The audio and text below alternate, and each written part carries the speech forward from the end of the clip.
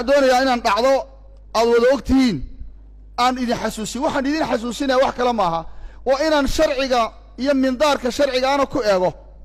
cibrana inoo noqoto sanadkii dhamaaday bilowgiisii Somaliland iyo Ethiopia heshiis bay galeen Soomaali meel ay joogtaba way dhawaaqday wadaadadaana ugu qaylay iyo dhawaaq badnaa halku dhagii bariga aynu baranay waxa kamid ah badeenu biic maaha wadaadada qaar waxay fatwooday in dhiigeenu xalaal yahay oo layna laayo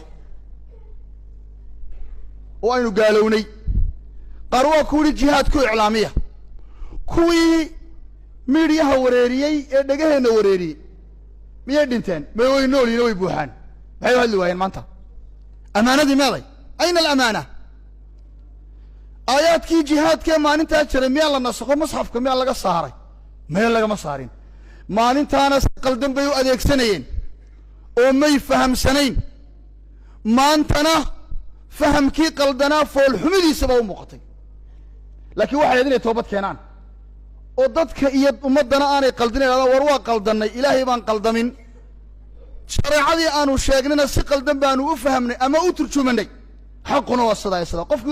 inuu dambaaba ceema waxa ceeba inuu dambiga ku sii adkaysto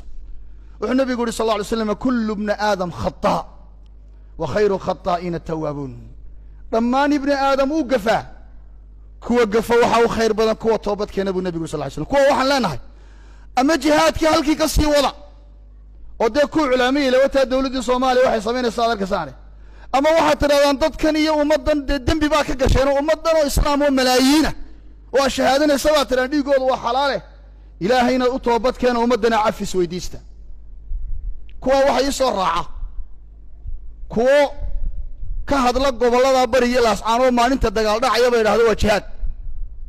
oo dhiigii muslimku uu la noqday waxa aad yaadu khafiifa waa wadaad waxaad yaxyaynaysaa jeedoonaysaa marka ka sheekh lagu sheego nin qof muslim oo walaalkii la in la dilaa jihaad oo dhiigiisa xalaashanaya in ka badan 40 xadiisna ay ku soo arooreen xaraannimada iyo xurmada dhiigga muslimka iyo fitnada dagaalka muslimiinta ka dhaxeeya ama garanaya ama maqlay marka lagu sheego sheekh ayad garanaysaa inaan joogno adduunyo gabagaba ah وانا النبي يقول صلى الله عليه وسلم اذا وصل الامر الى غير اهله فانتظر ساعه marka arinta loo dhiibto arinka diineed iyo ka duuyada ilaan geyin oo aan helo ahayn oo u qalmin oo masabkii iyo mowqifkiisii aan oolin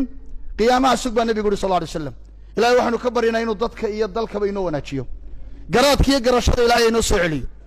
cilmiga iyo culumta inuu baranay allah ayna fahamsiiyo